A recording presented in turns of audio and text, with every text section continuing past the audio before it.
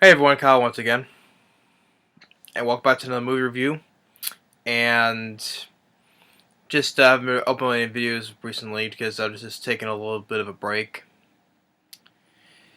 But regardless of that, now I'm getting to the first movie review of 2017, and reviewing another 20th anniversary movie review because it's last year, 2016. Was like 25 years for films from 1991. Now moving up to ones from 1992, makes it 25 years. And just to kick it off with this, with reviewing a comedy film. Now I haven't reviewed that many comedies because it's hard to review comedy films because if I how to explain what's so funny about it, I have to explain the parts of what are really funny, like the funny jokes, stuff like that, though. So it's kind of hard to review comedies, though. But always try to do the best I can, though. But for this one, is a comedy film from 1992, 25 years, and that I really do enjoy, and it's one of my favorite directors. Who I still think he's a very unique director. And it stars the late great John Ritter, who I truly miss. And this one I'm reviewing is Stay Tuned. Yes, Stay Tuned from 1992, starring the late great John Ritter, Pam Dawber, and co-starring Jeffrey Jones, Eugene Levy, and it's directed by Peter Hyams, who I would say is definitely one of my favorite directors. The thing is, he's like I said before when I reviewed other films of his. I think he's a unique director. Because he knows how he's directed he's directed films that from different genres. He knows how to mix things up a bit, like from science fiction, like Outland with Sean Connery, 2010, the year we made contact, the sequel to 2001: A Space Odyssey. And to comics like this, like Stay Tuned, thrillers like Narrow Margin, especially action, like Time Cop and Sudden Death, which both starring Van Damme, and also 2013 Enemies Closer, also Van Damme, also directed by Peter Hyams, and horror films like The Relic and End of Days. Now of course he has a miss or two, like he also directed The Presidio, with also starring Sean Connery. But he has like a miss or two, but A Sound of Thunder, that was a huge flop though, with basically it was like unfinished. So he has a miss or two like that though. But I still enjoy all the films that I've seen.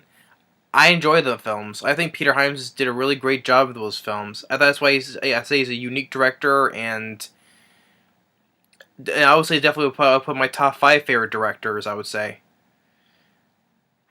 I think like I said, he's a unique director, Peter Hyams. And not only he also for all of his movies, not only that though, he's also helped do the cinematography as well, which is a kind of a thing. Doing both things at once, and going back to doing licorice or eating licorice again. But Peter Hyams really is a good director. But Anthony hits another good thing with the making a comedy. Stay tuned. So, and I think it's kind of I would say it's even kind of clever. I think it has a unique setting, clever setting, and also before speaking of Peter Hyams, before this, Tim Burton was also originally going to direct this, but he wisely did because he was doing Batman Returns, which also came out in 1992. So I think that was a wise choice though, because I enjoy I enjoy Batman Returns. So, but I was like kind of because how the settings were. So I thought it would have been nice. See, interested how he would have directed it. But I'm glad that Peter Hyams got a chance to do this. And of course, when the film, opened and didn't do well, made like about 10 million worldwide. Basically the same amount that Narrow Margin did, which sucks. It was mixed reviews, 46% Rotten Tomatoes, and it has a 6.1 IMDb. High rating on IMDb though, but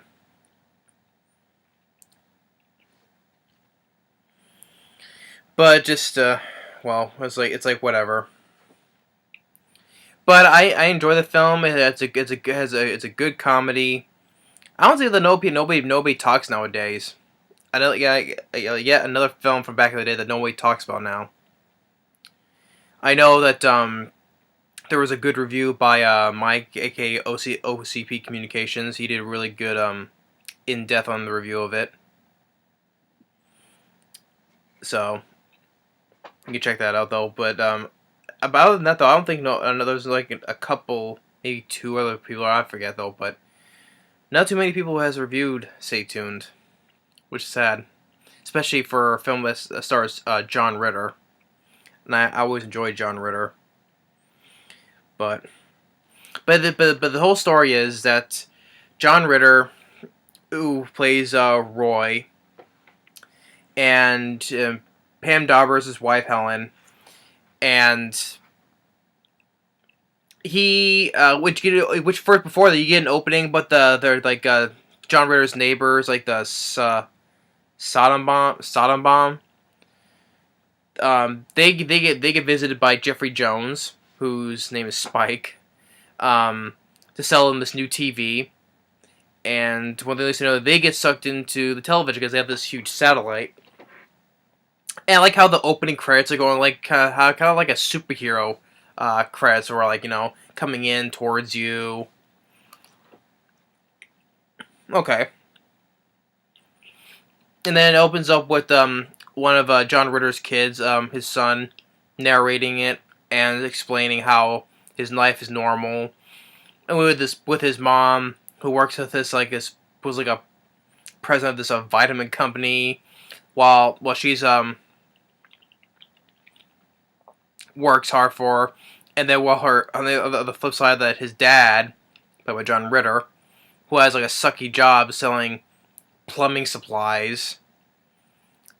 So his job sucks, but by the end of the day he's obsessed with watching TV. As well as he has a sucky job, he wants to come and relax and just watches TV.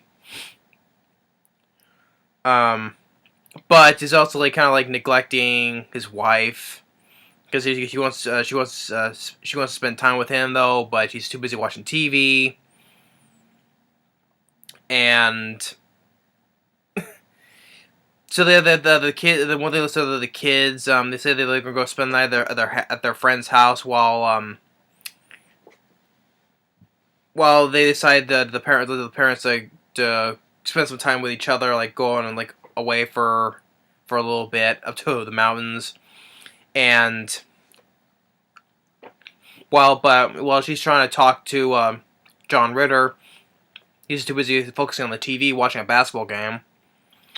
Which I think it's because he's wearing a basketball cap about the Supersonics, which kind of thing is kind of like a outdated. It is kind of like an outdated basketball team because they're not around anymore, which I kind of find ironic. Yeah, but I remember back in when the Supersonics was around. So,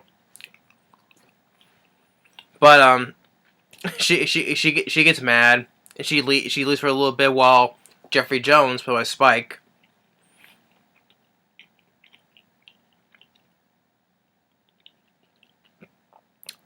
visits him, and wants to sell him this new television set. And it's like 100, it's like 666 skull throbbing or was skull bashing channels. I forget what it was said, but it was skull something. Yes, because get 666, get 666. And at first he's like intrigued by it, and Blake he kind of says no. But then when Jeffrey Jones says, "Oh, did I mention free trial?" Then he eventually says yes, and he gets this huge satellite. And when he goes to these channels, and they're kind of like weird, bizarre channels, which even says bizarre. And of course, what I find is that they got all these if they did nowadays spoofs like these, I would think it was not been funny, but don't get me that back in the day, so I can let that go because I think it's funny though. But if it's done nowadays though, I don't think it wouldn't be that funny though. But he's going through these channels to get these parodies, like 3 Men and Rosemary's Baby, or got this like the sadistic home videos, like where this cop, the hidden camera show where this cop's telling this one woman her husband's dead. She started coming on tears, and it's like, oh, there's the camera. It's like, oh, ha ha ha ha, ha funny. So when Pam Dawber gets back, she gets really pissed because you got this new television set, and she was about to pack and leave. But he says he's in the backyard adjusting the set, and he goes like, "Hey, is this adjusting your set? Whatever." Hitting with a shovel. But then eventually, like the satellite sucks both of them into the TV, and they land in this game show called You Can't Win. And then you get behind the scenes of the control room. It's kind of because it's called Hell Vision because it's in hell. Where Spike, Jeffrey Jones, who is kind of like one of the, I think he's like one of the relatives of the devil, but he's like they create this whole thing for his own amusement, to keep things. And you get this guy, this new guy, Pierce, played by Erik King. He's a new guy, and he's saying well, I want us to get the what is it the quotes. He's explaining about the subtext, like the neighbors of the I forget what the neighbors' last names are, but like how the woman gets stunned by like Godzilla, and the guy is saying about subtext. I just want to get this quote right here.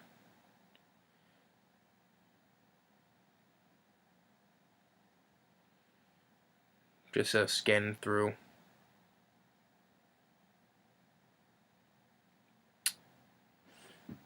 Mm-hmm.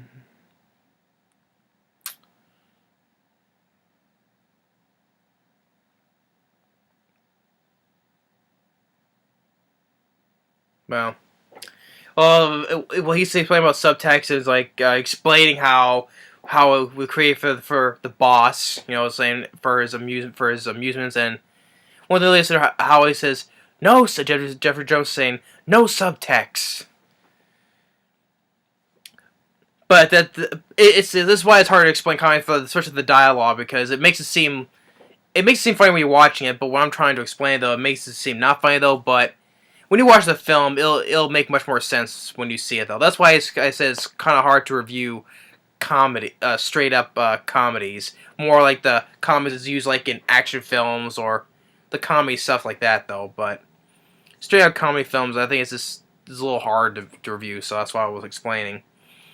So, but then when they're on this game show and they get questions right, and then they switch to another. They go to another channel, which is a wrestling ring, and you actually get the ring announcer, who's actually played by wrestler Lou Albano.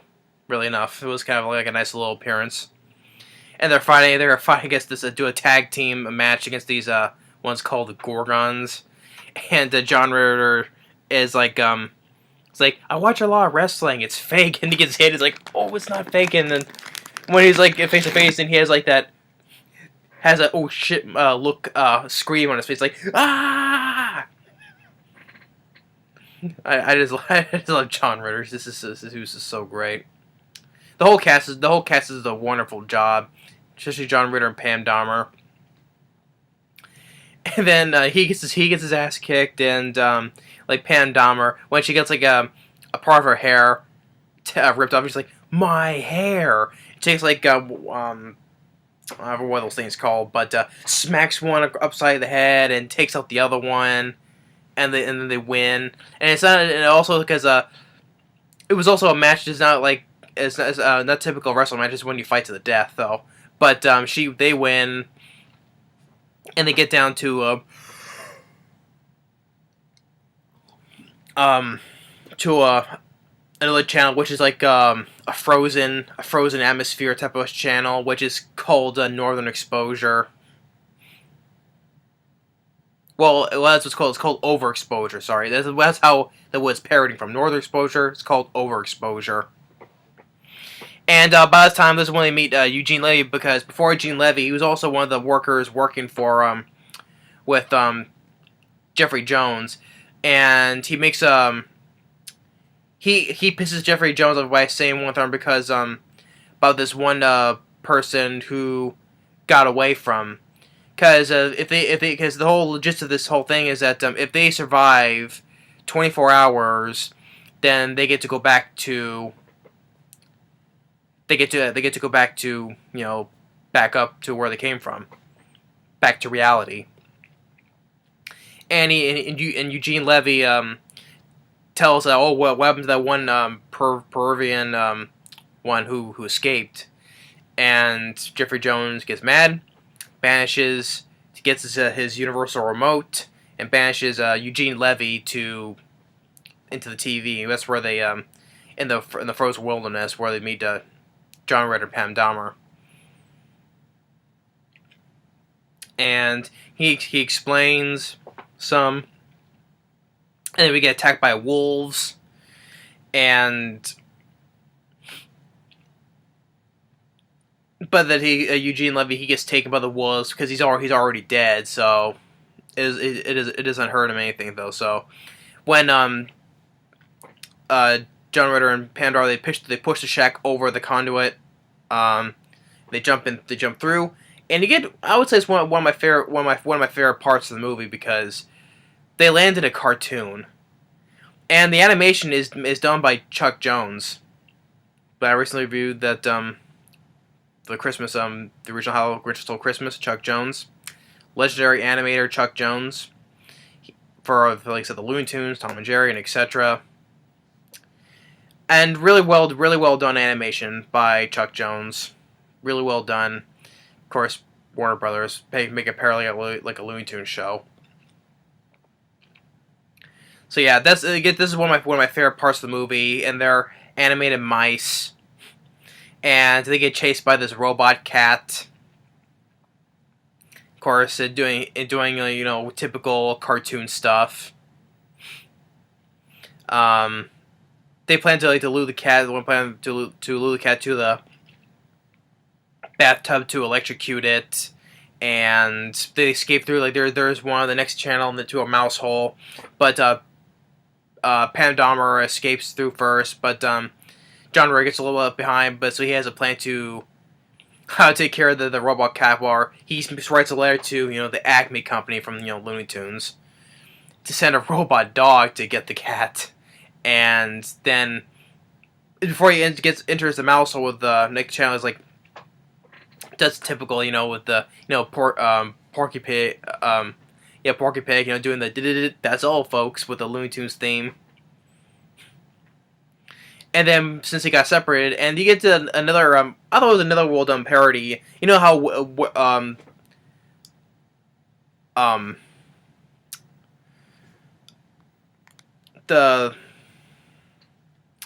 Wayne's World. They do a parody of that, of Wayne's World. Where the there's a list of the other shows that are on here. So yeah, it's called. I think it's called Wayne's Underworld.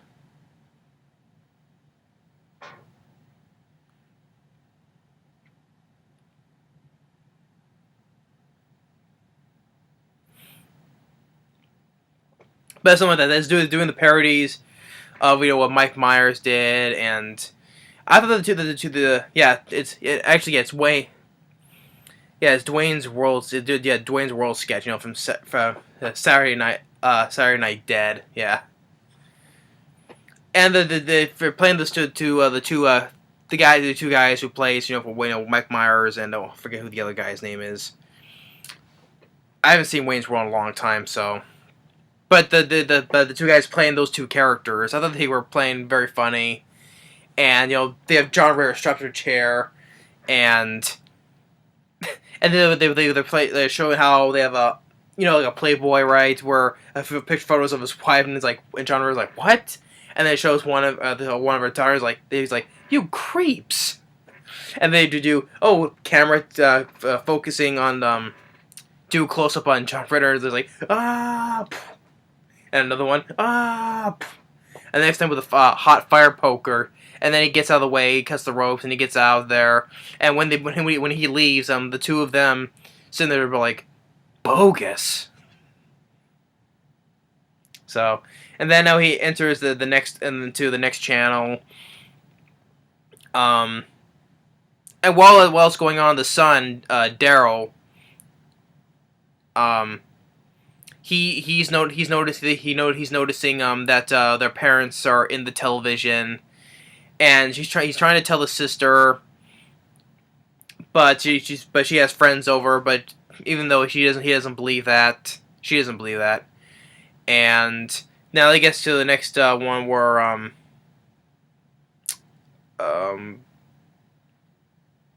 the next show. This is like so many different shows in here, but I'm pretty for sure the next one that he gets to is the one that's in black and white. It's from an old movie, and another final line where it says Roy Nabel, private dick. And he's like it's better being a public dick. And that's where one part in back on the real world where the girls are on the backyard, right, and the satellite's supposed to suck them in, but Daryl saves them by spraying water at them, but the friends go away, and then one of the least know there that the sister sees that their parents are on the TV, where in the black and white movie where she sees that the newspaper has their mom's like, that's mom, and that's dad.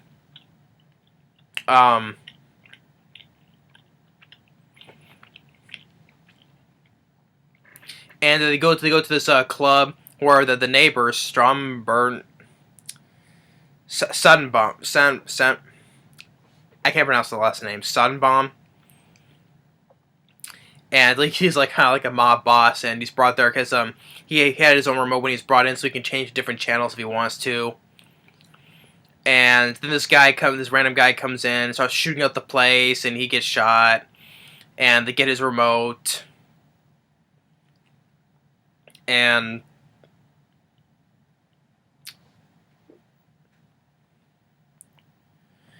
so the next one, the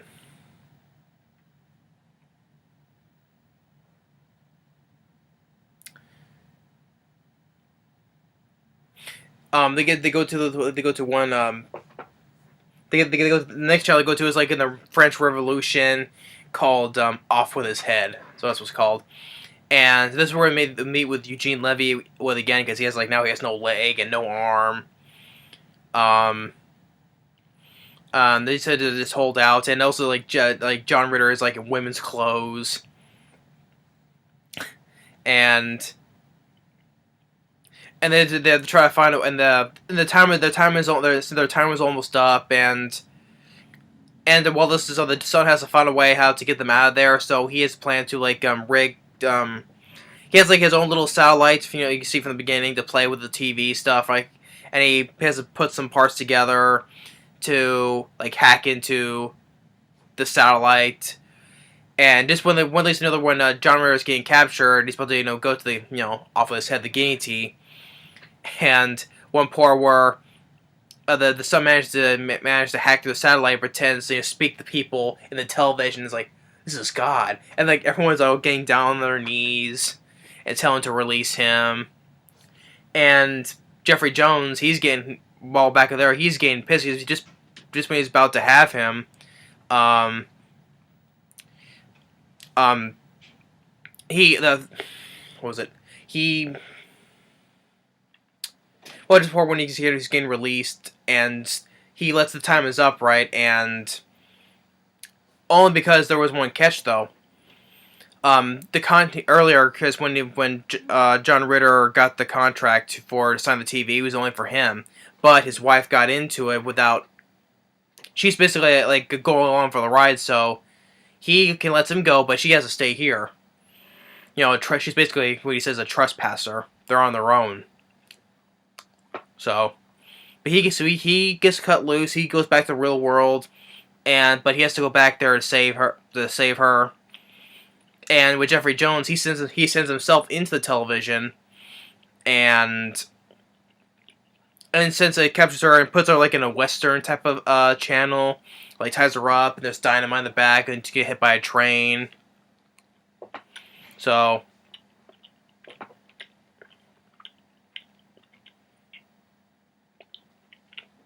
And when he comes in, he gets into the television, back into it. He comes out, he's doing like the parody of Clint Eastwood. And Jeffrey Jones there, doing the quick draw standoff. And shoots him, but he got shot, but fooled him. He got shot on the remote instead. And they're both grabbing each other, and they get changed to another channel. Like on the next channel, they go to like a Star Trek parody. He's playing, John Reeves pretending to be Patrick Stewart, and everyone's dressed like those parodies of the other characters as well. And like Jeffrey Jones on screen, and everyone's else like Jeffrey Jones as well. They're out to attack him, and John Reeves like, holy Shatner. And then the next one, he's doing this crash test dummy, and then switches to the next one. He's in a hockey game. And the next one is like a parody of Drive Miss Daisy, except it's called Driving Over Miss Daisy, where Jeffrey Jones, the driver, that Morgan Freeman plays. Except he just goes and just takes her, just runs over and over again. And then, of course, another great scene where, funny scene where he enters, of course, a parody of Three's Company. You have the theme playing, come and knock on our door, where the two girls, the Suzette They're not Suzanne Summers and Joyce DeWitt, though, but two other ones are playing the same looking characters that they're playing, saying, "Where have you been?" And then John Ritter turns to the camera and goes, "Ah!" That's always a highlight because I like Three's Company, so.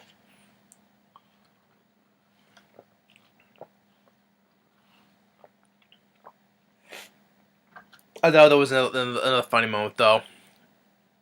Well, another highlight of the film for me. So I always thought that parody of Three's Company was funny. So then it gets into another show, which is kind of like it's kind of like a medieval, I would say. It looks medieval, and this is where they get to a sword fight, and then the son gets this one because. John Ritter used to be good at fencing, so he takes this one sword and sends it into the television and gets a good sword fight, and then goes and switches to another channel, and this is where it's like this music video by Salt and Peppa, and I think John Ritter, I think he was dressed as like Prince. I think it's Prince, and it has the HTV, which is supposed to be a parody of MTV. And there's a music called "Start Me Up," which I think the song was decent. I think it was not that bad of a song. "Start Me Up," and then one thing at least that the remote keeps on exchanging hands from one not from Jeffrey Jones to John Ritter though, but to other people that's in the music video as well. And then I thought was another funny part where one person hits the button and it's like mute, like the whole the whole film goes mute because he pushed the button mute, and then the volume gets turned back up. But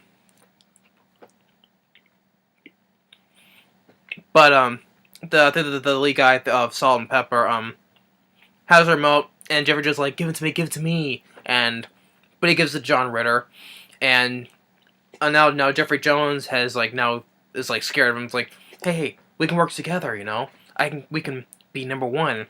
But then John's like, sorry, Spike, you're canceled, and sends him to another channel. And then after that, he does like a little dance move, and then goes back to the Western Channel to save Pam Dahmer. But the people in the control room, they cut off the source of the remote, and they say, okay, I would say the one thing I will not, one nitpick I would say, is that they say like, what do you do if you want to get off the TV? Is turn it off? Turn off the TV. I'm like, how would that work? Because by turning off the TV, you just turn off the TV. I've shown you how you be still staying in the inside the TV world instead of escaping. I don't know. I don't know how that would work by turning off the TV though.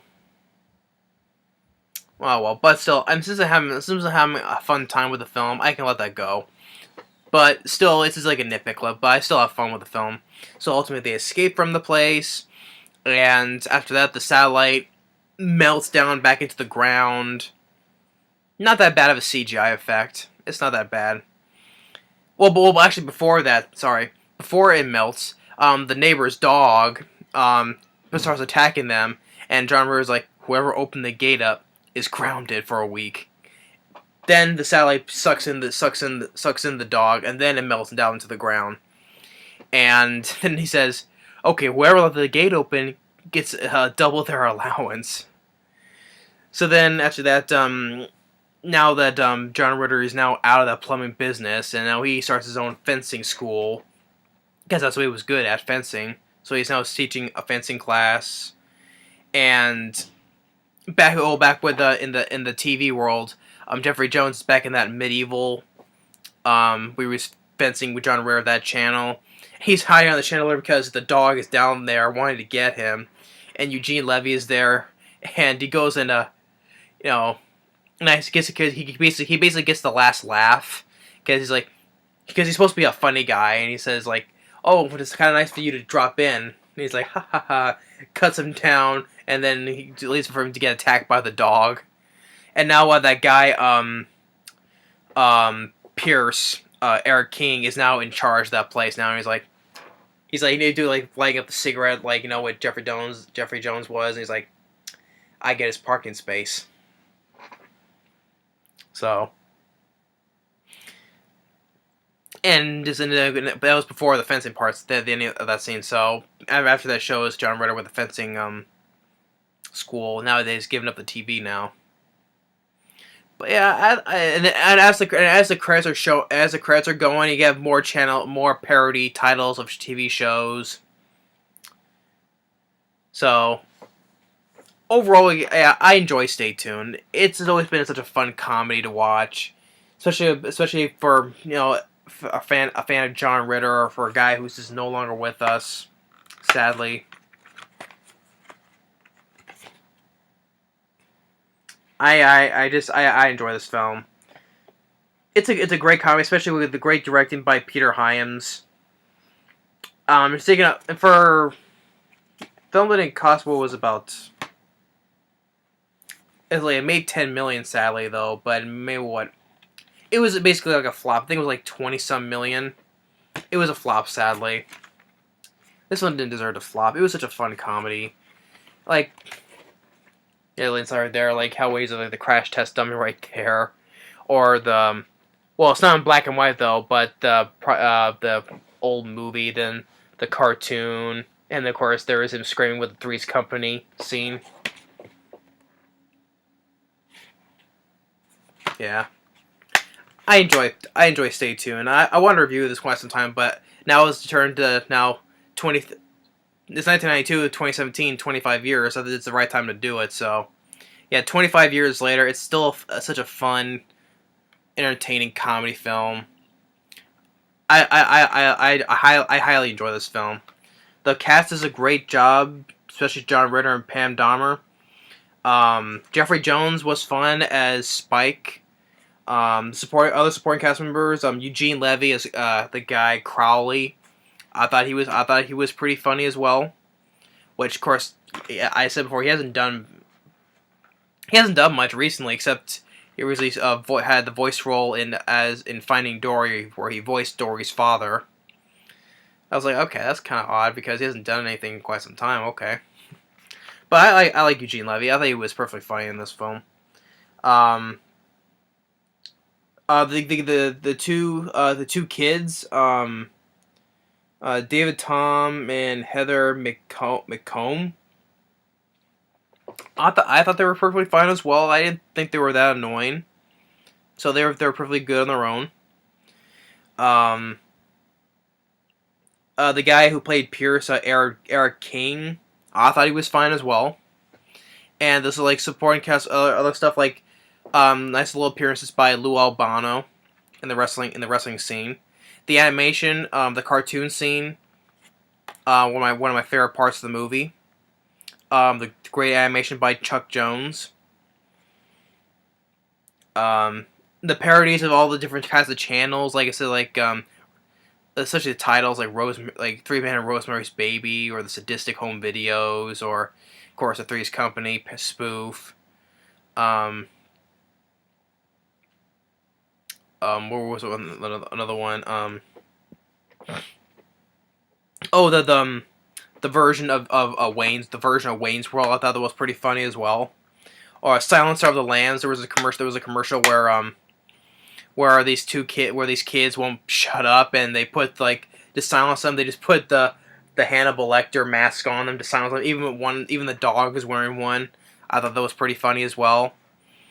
Different Strokes, another TV show, Different Strokes, but where these two old guys, they have like suffered each different strokes and they just die. Other ones like an exercise commercial called Exercisist. This of course the Star Trek parody. Driving Over Miss Daisy. The music video of HTV by Salt and Pepper. Salt and Pepper, not Pepper.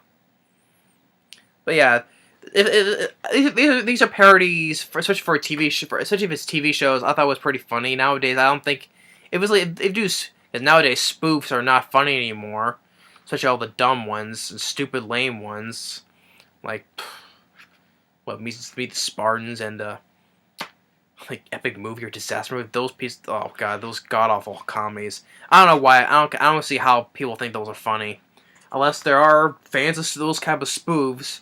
But I never liked those spoofs. They were just god awful, beyond god awful, I should say. But if they do like spoofs of these kind of channels like those you see on here today, this will not be that funny.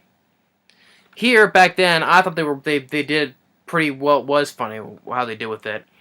Well handled, especially with the good directing, with the direction by Peter Hyams.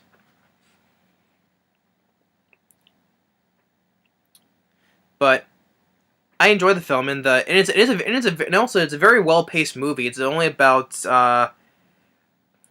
89 minutes, but it's a very well paced movie. It moves at a very good pace. Yeah, I would say there's like a little bit of slow spots though, but other than that though, it's still very well paced. It keeps the film going. The comedy I thought was pretty funny throughout the whole movie. The score by Bruce Broughton, which I think also he did the score for Homeward Bound, The Incredible Journey, which I love. I love that score. Yeah, so I'm familiar with the composer Bruce Broughton. So I thought he did a really good job with the score.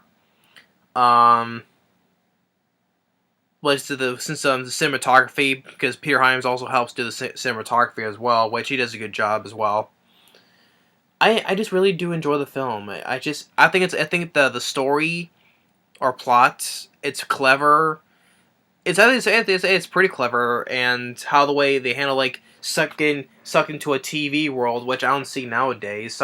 You get sucked into the TV, going through all these channels. Um, yeah, I would say it's a clever comedy. That's what perfect I'm calling it. It's clever because I think it's unique to me at least. Its uniqueness is what makes it clever. Yeah, that's how I'm putting it. And plus, I really miss John Ritter. I really do. And I know I've been seeing a couple of other of his films, but for this one, I definitely really remember him from. I would definitely, it's a really good favorite film for John Ritter. I miss John Ritter, always will. And the ones that I really do like, ones I miss like Patrick Swayze, and yeah, even Leonard Nimoy. So many just great actors have passed before their time. John Candy, uh, Chris Farley. Just so many funny guys.